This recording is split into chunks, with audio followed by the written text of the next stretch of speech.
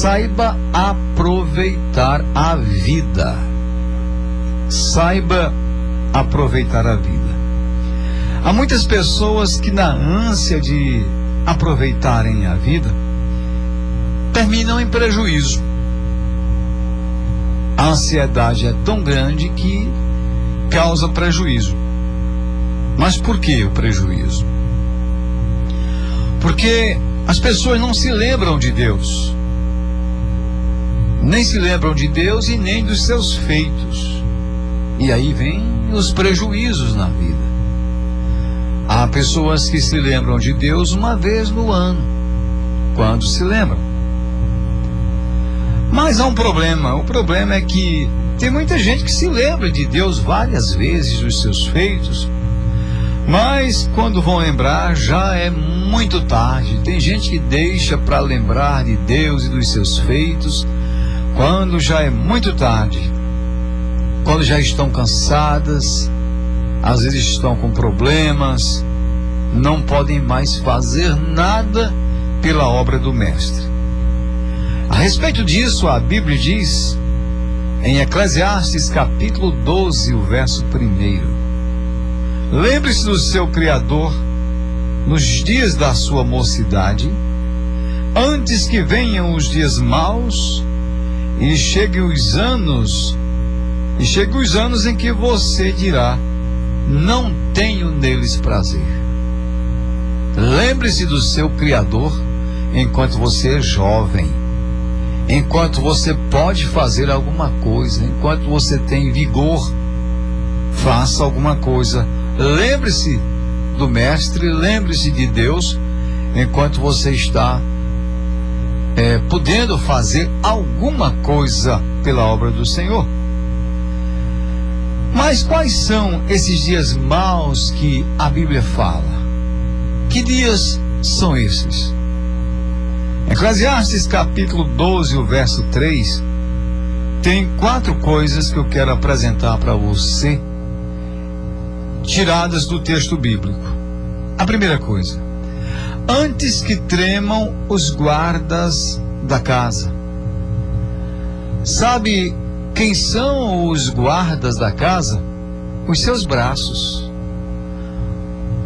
Enquanto eles têm forças, enquanto você pode usá-los para trabalhar, enquanto você pode fazer alguma coisa com os seus braços, lembre-se do seu Criador. Nos dias em que você ainda pode mover os seus braços, não deixe de lembrar do seu Criador enquanto você pode fazer alguma coisa com os seus braços.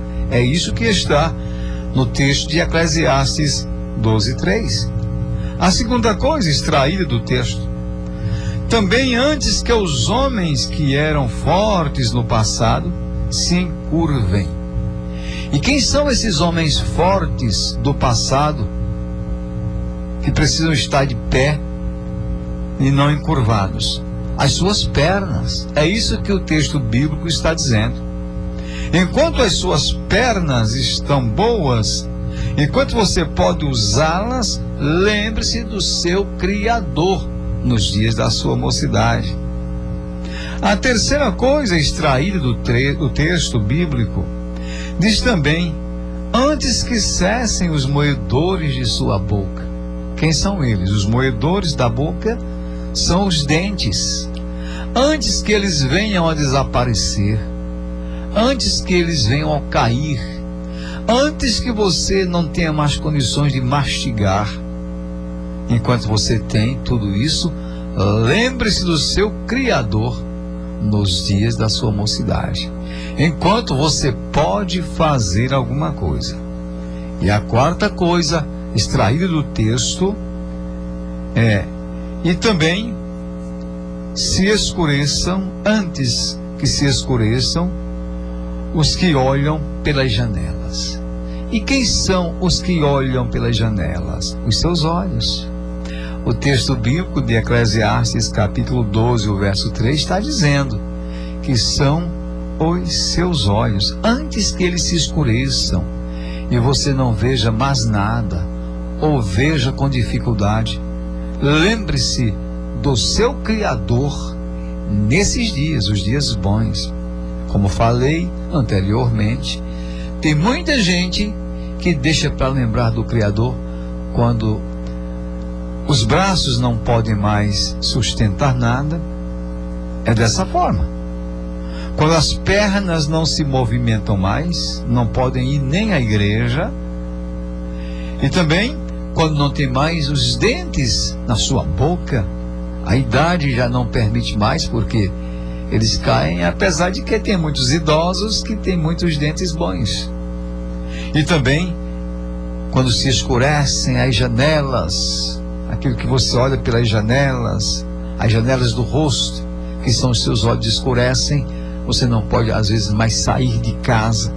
Então, enquanto você pode fazer tudo, lembre-se do seu Criador nos dias da sua mocidade.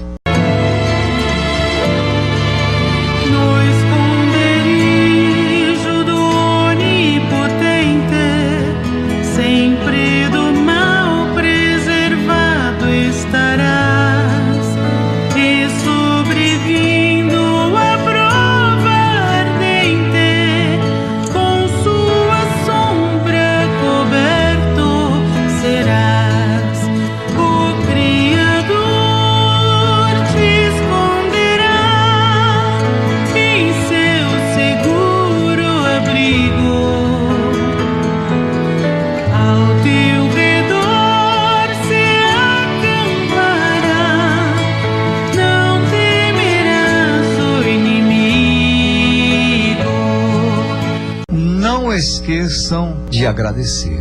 O pior tipo de gente que existe é o mal agradecido. Não esqueçam de agradecer.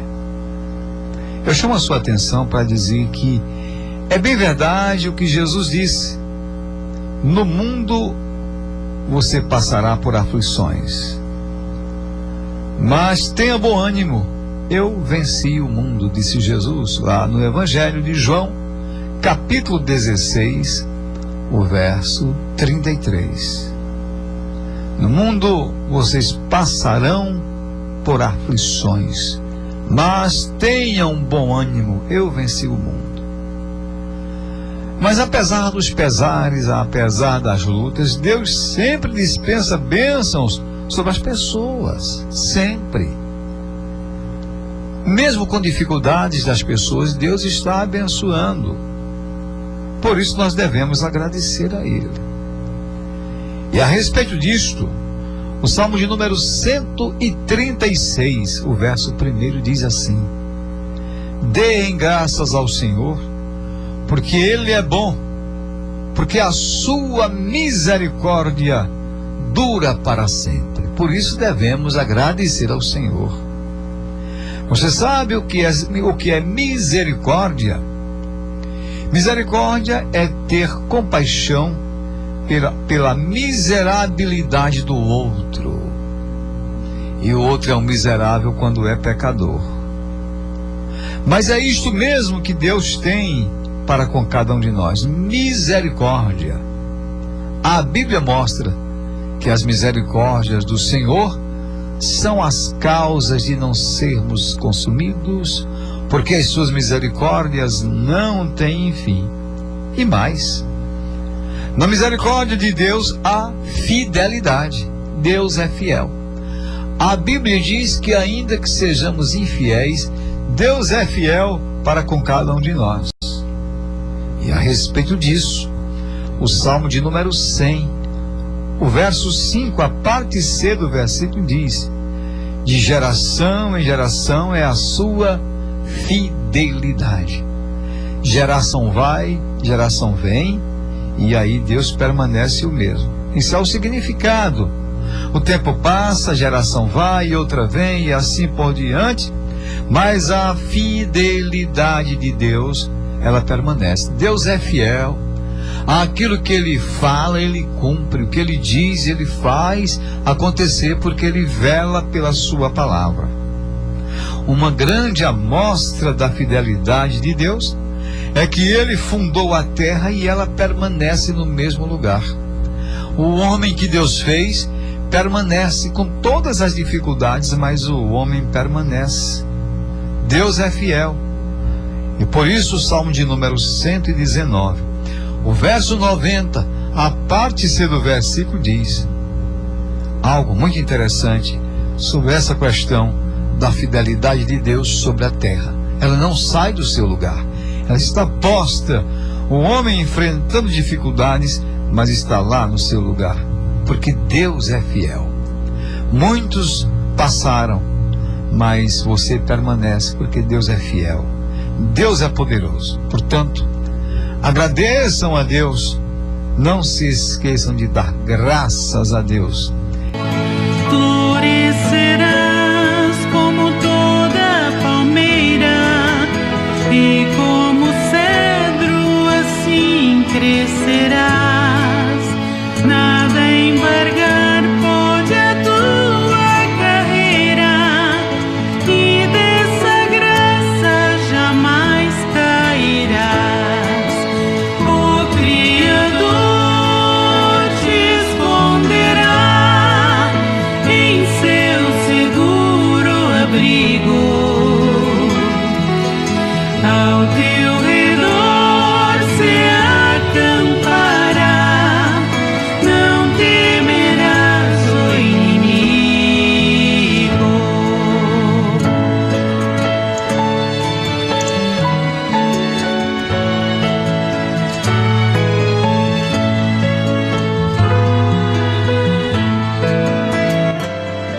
Não deem crédito a qualquer um que fala. Não deem crédito a qualquer um que fala.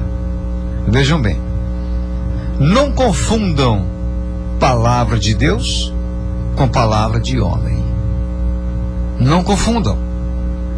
Qual é a diferença que existe entre a palavra de Deus e a palavra de um homem? Há 4 diferenças dentre as demais. Eu quero falar só sobre 4 nesta noite. Vejam como é. Primeira diferença: a palavra de Deus está na Bíblia, e a palavra do homem está no invencionismo. O homem gosta de criar. Fala hoje, amanhã desaparece. O que está escrito na Bíblia está escrito e não passa. Segunda coisa: a palavra de Deus permanece, a palavra do homem desaparece. Por quê? Porque a palavra de Deus é verdade, a palavra do homem é mentira. Não que o homem não possa falar a verdade, mas acerca da salvação, muita gente mente. A salvação não está no movimento, a salvação está na pessoa de Cristo. Terceira coisa: a palavra de Deus é constante e se cumpre. A palavra do homem é vacilante e duvidosa. Não dá para se comparar a palavra do homem com a palavra de Deus, a palavra de Deus com a palavra do homem, e assim por diante. Quarta coisa: a palavra de Deus é a verdade, a palavra do homem é barbaridade. Como é? E sabe por que eu estou dizendo isso? Porque o apóstolo João, ele disse na sua primeira carta, 1 de João, capítulo 4, verso 1. Olha o que ele diz: amados, não deem crédito a qualquer espírito, mas provem os espíritos para ver se procedem de Deus. Porque muitos falsos profetas têm saído mundo afora. 1 de João 4:1. Falsos profetas são homens, são seres humanos. E onde é que eles estão? Eles estão nas igrejas, eles estão nas TVs, nas ruas, nas rádios, em todo lugar, nas casas. Os falsos profetas estão. Vejam só, eles podem estar com a Bíblia, mas nem sempre estão com a verdade. Por quê? Estando com a Bíblia, pode ser que não estejam com a verdade, porque distorcem a verdade. Quantas pessoas que querem ensinar pela Bíblia, mas os seus ensinamentos são distorcidos, são ensinamentos falsos. Por isso mesmo, não deem crédito a qualquer um que fala. Não temerás a braveza dos mares, e nem da noite espanto terás. Se do escudo da fé te armares, teu inimigo por terra verás. O Criador te esconderá em seu seguro abrigo. Ao teu redor se acampará, não temerás o inimigo. A gente andando por igrejas, pelas ruas, pelas praças, a gente escuta muita coisa. O povo discute certas particularidades no meio cristão. E nós vamos aproveitar esse quadro deste momento para falar sobre questões que as pessoas discutem. Por exemplo, há duas correntes de pensamento sobre o ser humano escolher a salvação e o ser predestinado para a salvação. São duas correntes conhecidas: monergismo e sinergismo. Para quem já estudou essa matéria, sabe muito bem o que eu estou dizendo. Para quem não estudou ainda, eu quero comentar para a gente crescer mais espiritualmente. As duas correntes, elas andam juntas, apesar das pessoas divergirem, mas as correntes teológicas, elas andam juntas quando nós damos lugar ao que a Bíblia ensina e deixamos as pretensões particulares aprendidas com os líderes enfáticos acerca do assunto. É o que eu estou dizendo. Você aprende alguma coisa com o seu líder espiritual e às vezes não abre um pouco a mentalidade para expandir mais a coisa e para receber mais informações, e fica ligado somente àquilo, e às vezes fica faltando alguma coisa, porque cada um tem uma opinião diferenciada acerca de vários assuntos, e a gente precisa estar ligado nos assuntos gerais da Bíblia e teologia também. Vejam só, para uma pessoa ser salva do pecado, é necessário arrependimento. Ninguém vai ser salvo sem ter arrependimento.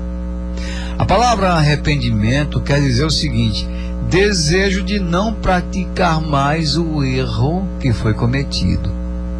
Não é dizer que não vai mais praticar, porque tem gente que se arrepende e diz que não vai mais fazer aquilo e daqui a pouco está fazendo. E o arrependimento nesse sentido aí não tem de forma alguma validade, porque ele está se arrependendo, mas continua fazendo a mesma coisa. Mas uma pessoa, para ser salva, tem que ter o arrependimento. É um dos passos importantes para a salvação, é a pessoa se arrepender. Aliás, foi isso que o apóstolo Pedro disse na sua pregação. Ficou registrado lá em Atos dos Apóstolos, no capítulo 3, o verso 19. Portanto, arrependam-se e se convertam, para que sejam cancelados os seus pecados. Isso é arrependimento. Arrependam e se convertam. Vejam que há uma ação. Tem um arrependimento, mas você se converte. Não é se arrepender e pronto, não. Você se arrepende e aí se converte, para que os seus pecados sejam de fato apagados. Disse bem o apóstolo Pedro em Atos dos Apóstolos, capítulo 3, o verso 19. Porém, meus caros ouvintes e amados irmãos, o ser humano no pecado está morto.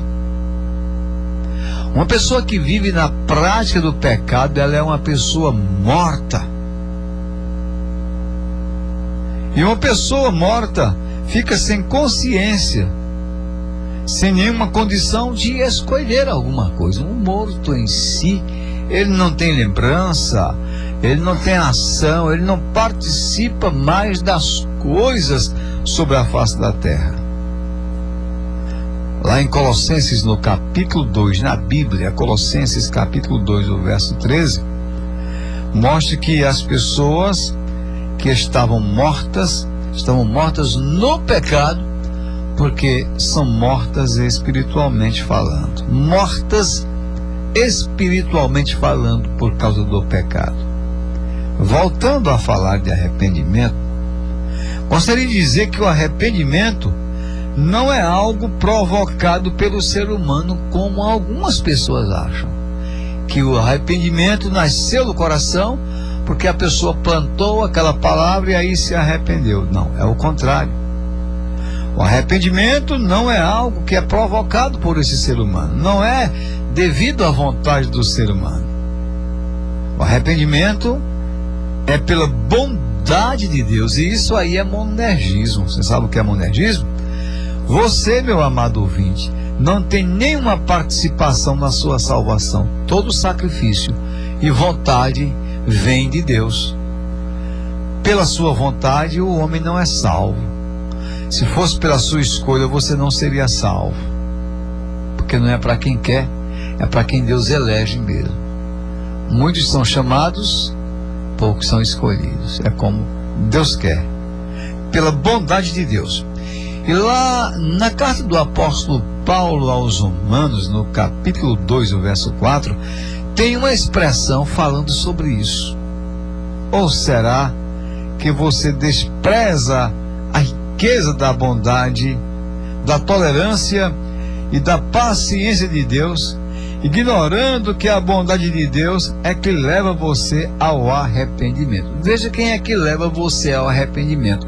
Não é a sua própria vontade, e sim a bondade de Deus. Por isso, nós estamos falando isso. E por si só, o ser humano não se arrepende. Por si só, o ser humano não se arrepende. Muitas pessoas usam aquela parábola que é contada na Bíblia do filho pródigo. E muitos analisam da seguinte forma: é isso aí, mas o filho pródigo caiu em si, se arrependeu, não teve nenhuma ação, foi ele próprio que se arrependeu. É você que pensa. Vejam que havia na parábola a influência do pai para poder o filho pródigo cair em si. Havia uma influência do pai. A influência não nasceu do coração dele, mas sim da influência do pai. Ele parou, viu a situação e começou a pensar: quantos empregados de meu pai têm comida em abundância e aqui eu estou perecendo? A influência do pai. Ele não é influenciado por si próprio, o filho pródigo. Olha que aí é uma parábola. E você não pode associar uma parábola a qualquer verdade, não. É só uma analogia contada. Por isso não pode dar nomes aos personagens. O filho pródigo, ele cai em si. Mas por que é que ele cai em si? Porque ele tem uma influência do seu pai. Ele se lembra do seu pai, ó. Meu pai tem comida na casa dele, onde eu tinha de tudo, e aqui eu estou perecendo. É quando ele cai em si e vai se arrepender para voltar para casa do seu pai. Por isso que eu digo, por si só, o ser humano não se arrepende. O ser humano é presunçoso, é orgulhoso, altivo muitas vezes. Ele iria se arrepender se não fosse uma ação da bondade de Deus. Mas por essa ação da bondade divina, aí sim, ele chega ao arrependimento e à consequente salvação. É dessa forma. O monergismo ensina isso porque vem da eleição da igreja. O sinergismo diz que não. O crente tem um livre arbítrio para escolher a sua salvação. Mas se ele está no pecado, está morto. E ele morto, como é que ele vai escolher?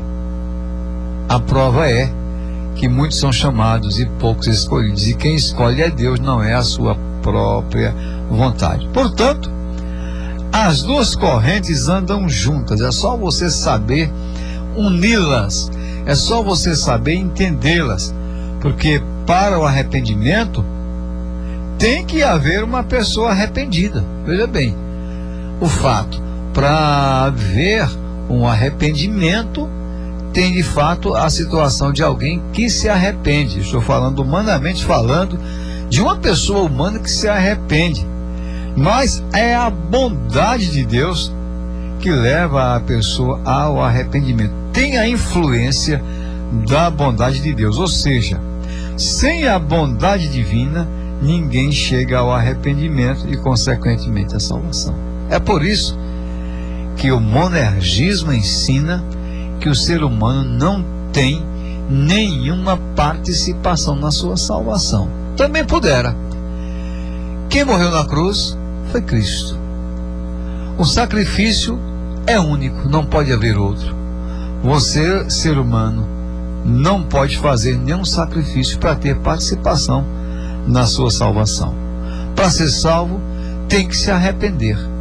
O pecador está morto nos seus delitos e pecados.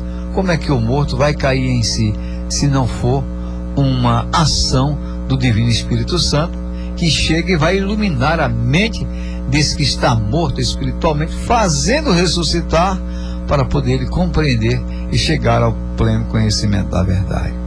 É isso que ensina o monergismo. O sinergismo, você aproveita para dizer assim: tem que ter um ser humano. O ser humano vai escolher sua salvação. Ele pode até levantar a mão na igreja dizendo: eu aceito a Cristo como Salvador hoje, mas a ação que influenciou aquilo ali já está no coração dele, que veio da parte de Deus. Ninguém é salva por si próprio. Isso é um assunto que eu vejo muita gente discutir em igrejas, em praças, pregações são feitas diferenciadamente falando dessa questão. Tem gente que diz: olha, ou você aceita Cristo ou vai para o inferno. E a eleição da igreja? E quem escolhe, não é Deus? Só que nosso Deus, ele escolhe, ele tem poder para fazer isso. É monergismo mesmo aqui.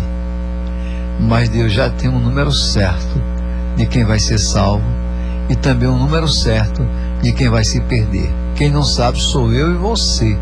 Porém, Deus, que é onisciente, onipotente e onipresente, esse aí já sabe tudo quanto vai acontecer.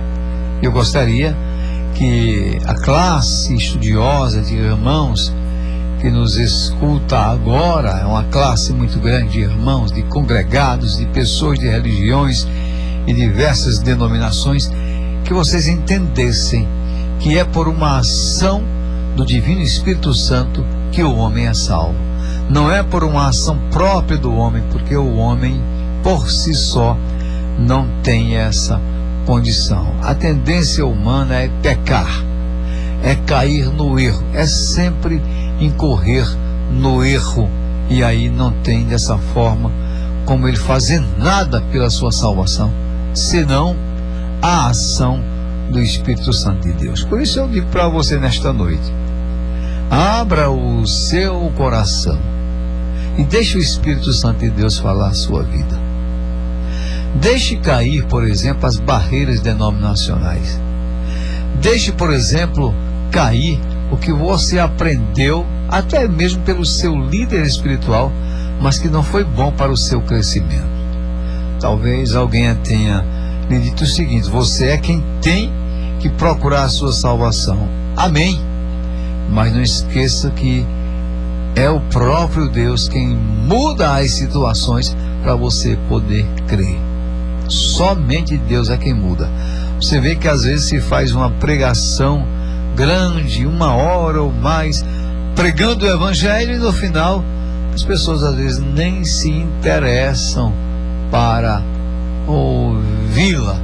Entretanto, às vezes você vai trazer uma meditação concisa, uma meditação pequena, rápida, e uma pessoa compreende, porque há uma ação do Espírito Santo iluminando a mente da pessoa, para que caia de fato a cegueira espiritual e a pessoa chegue ao pleno conhecimento da verdade, que é Cristo trazendo salvação para a sua vida. E nesta noite o seu coração seja impactado por essa palavra, que o seu coração seja de fato aquele que vai guardar essa palavra. São coisas que a gente discute, mas que tem ensinamentos. Nós somos aqui os defensores de que Cristo é quem escolhe você para a salvação. Se fosse pela sua própria vontade, com as suas próprias pernas, para você vir, teria problemas. E até porque tem gente que deixa para buscar a Deus quando as pernas já estão cansadas. Muita gente deixa para procurar a Deus quando os seus braços, que são os guardas da casa, não tem mais condições para nada. Por isso lá o pregador disse: lembra-te do teu Criador nos dias da tua mocidade, antes que venham os maus dias e cheguem os anos dos quais dirás: não tenho neles contentamento, ou não tenho neles prazer. O dia é hoje. Abra o coração para Cristo e deixe Ele fazer morada.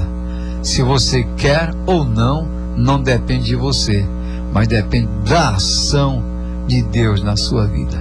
Veja que é pela bondade de Deus que uma pessoa se arrependa. Que hoje essa bondade de Deus lhe alcance, se estiver nos planos de Deus para você se arrepender. Tudo é na predestinação, tudo é feito antes na eternidade. Que você seja uma dessas pessoas que está incluída nesse plano de salvação pela bondade de Deus, levando você. É a bondade que leva você ao arrependimento. Quando é você mesmo que quer se arrepender, você se arrepende hoje, promete que não faz mais, amanhã está fazendo de novo, porque isso não foi uma ação divina.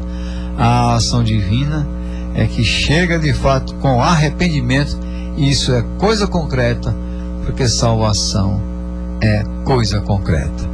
Querido ouvinte, chegamos aqui ao final desse comentário, isso para a glória de Deus, sobre questões bíblicas que as pessoas discutem nas igrejas, no mercado, nas praças, em qualquer lugar, e que você seja muito mais abençoado nesta noite, buscando a face do Deus verdadeiro, e vai ver que é uma ação dele na sua vida que muda a história da sua vida. Que Deus te abençoe. Amém.